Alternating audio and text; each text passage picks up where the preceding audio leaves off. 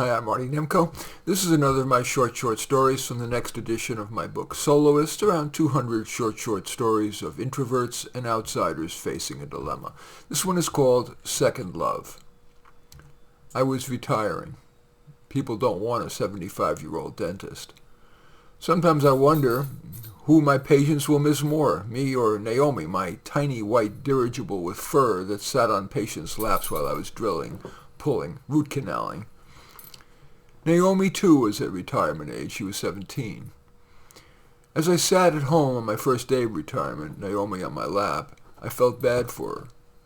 She always had the stimulation of a parade of patients every day. Now she was stuck with just me. Should I get another dog? Am I too old? And with Naomi 17, maybe it would be good to have a young dog to ease my pain when Naomi goes. That held sway, and I signed up for alerts on 24petconnect.com, petfinder.com, and adoptapet.com, which aggregate listings of available dogs from dozens of shelters. Mainly they were pit bulls and chihuahuas, not my type, but finally a sweet little puffball named Angel came available.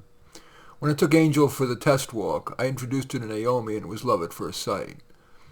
And in the car, Naomi somehow knew that Angel wanted to be on my lap. So Naomi just curled up on the passenger seat. I lifted Angel onto my lap, and she rested her head as though we'd done that for years. The three of us did great. Angel would run around Naomi to get her to play, and for a while she did. But a year later, Naomi slowed down further, and even when Angel would paw at her to play, Naomi would barely raise her head, and then not even that. And then Naomi lost continence. I took Naomi to the vet. Of course, Angel came with us. Angel, like Naomi, came everywhere with me. Before leaving the car, I hugged Angel for my benefit more than hers and went in. The vet had that sad look when I asked, "Naomi is 18. Is it time?" She nodded and asked if I wanted to stay in the room. I did. I didn't want her last moments to be without me. The vet gently gave her the injection, and the already sleepy Naomi went to her final sleep. Then the vet asked if I'd like to stay in the room a while. She left. I cried, and then found myself pounding the wall in agony. Finally, when I got just a bit of control, I padded out into the waiting room, still teary. A woman who had just left the other exam room with her puppy intuited what happened and hugged me.